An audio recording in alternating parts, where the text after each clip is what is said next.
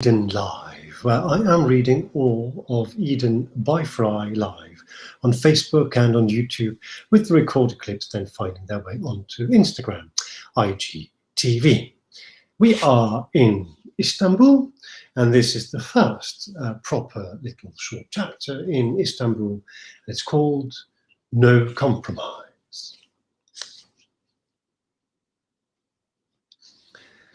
When I look at the pictures of myself at the time when I was as old as I am now, that I am sitting opposite me at the Limon party, I don't recognize myself anymore or any better than when I listen to my voice on the tape from the era.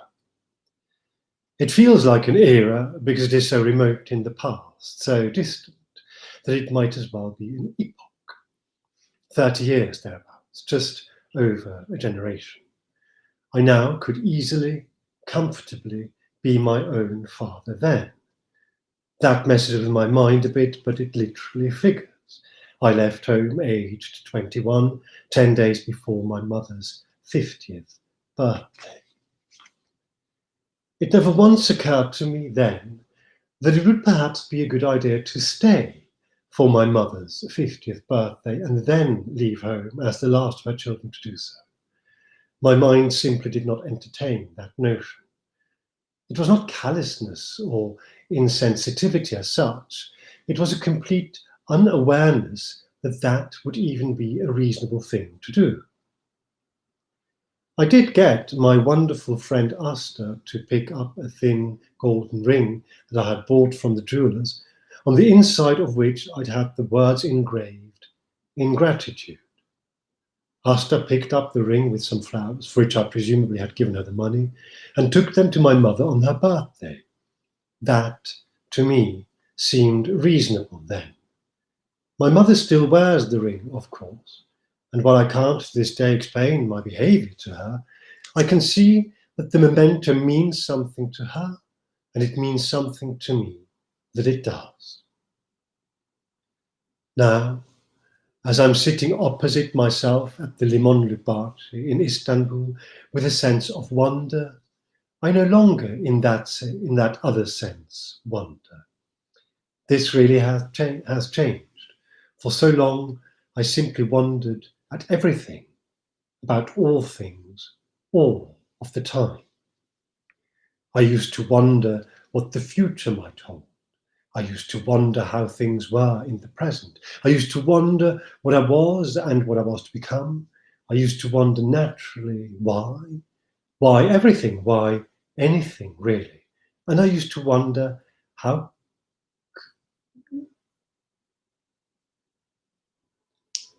I could come back to this place, any place, and do it for real. I'm going to read that sentence again because it confused me. I had rehearsed this very briefly. I used to wonder what the future might hold. I used to wonder how things were in the present. I used to wonder what I was and what I was to become. I used to wonder naturally why everything, why anything really. And I used to wonder how I could come back to this place, any place, and do it for real. This used to be a pervading feeling of mine. I must come back to this place and do it for real. It was almost like I was in a recce, accumulating intelligence, information on how to do this when it counted, when it was real. It was never real. Now, ironically being the time and the age and the era when I do a good solid part of my living virtually, it's beginning to be real. And I am immensely relieved. A little scared, perhaps, yes, but in a good way, the way you get stage fright before you go on in a play or do a gig. I thought at first, as first I was beginning to realize who that is, having a mojito with me, that I would want to ask myself innumerable questions. And now I realize they don't matter now. Now that they could be asked, they evaporate. Could it be I'm beginning to accept myself just as I am. Love myself, even? Is that conceivable still? It's a big word. Love. I don't think I ever hated myself. I've hardly ever hated anything, or let alone anyone. But I also don't think I've ever been able to love myself. I've overestimated myself, bemused myself, irritated myself, entertained myself, and imagined myself somehow exalted, but loved myself? I don't know what that would feel like, so I don't think I have. I want to have a conversation with myself about something that isn't me, and I ask young George how he's been spending his time travelling across Europe. The details, he tells me, neither surprise nor remind me. They sound like the indifferent anecdotes of a young man who's been travelling across Europe. The stories he's telling me are intimate, even provocative, in a nonchalant way. I had forgotten that aspect of me. I used to be quite provocative in a nonchalant way. I used to be rebellious, certainly, and deliberately daring. Never quite as daring as deep down I thought I ought to be, though. This, too, I seemed to conduct almost as rehearsal. My daring. George speaks in a measured, quiet tone, not dissimilar to the tone I hear on the tape. I'm beginning to wonder whether I have already listened to the tape, and this is essentially a memory constructed from the tape, so as not to call it a dream, or whether I'm yet to find the tape. But then the chronology, in a situation where I'm sitting opposite my 30 years younger self in a delightful garden cafe in Istanbul, having mojitos and talking about travels and Europe and daring and art, does not particularly seem to matter. I cannot bear a compromise in art, I hear myself tell myself, and young me, George, looks up and smiles that nearly smile that I'm beginning to recognize, even like. I find it abhorrent.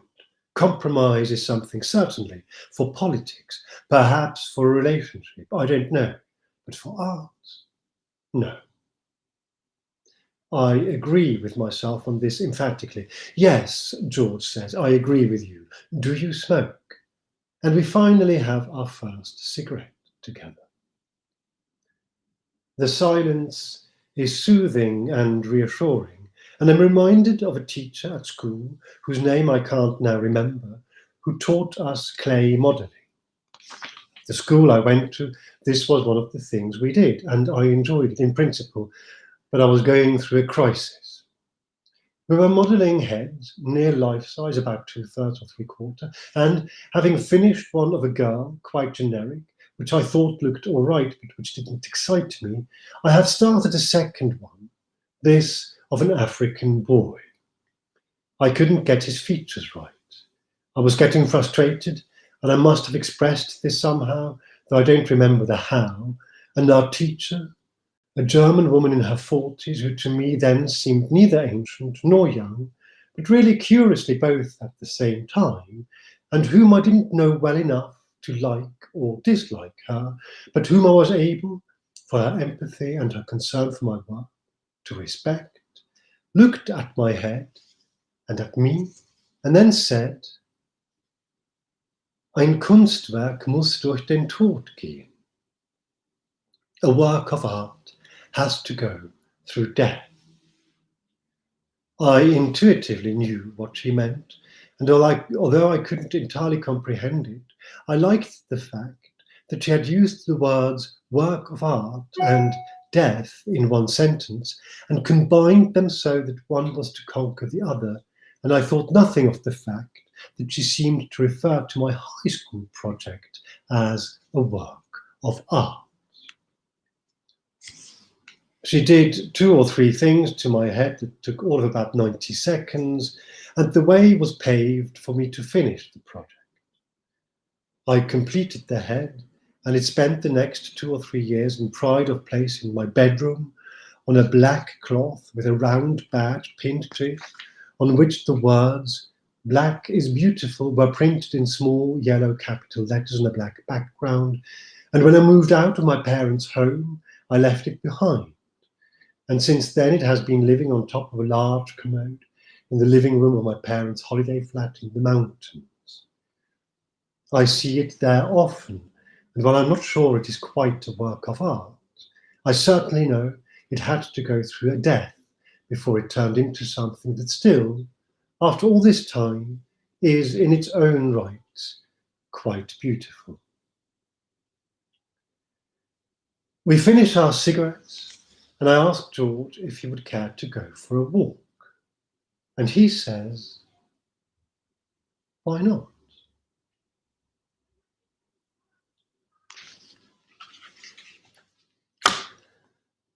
And that is the first of the proper, as it were, chapters in the short, slim volume that is called Istanbul from the Eden Miniatures series, which is the published version of Eden by FREI. We continue next week on Monday with another little literary interlude, which is called Amble. And so it goes. I hope you will join me again then. Until then, if you're watching this anywhere near in real time, have a lovely end of the week and an even lovelier weekend. And take good care of yourself, and love and let love, and see you very soon.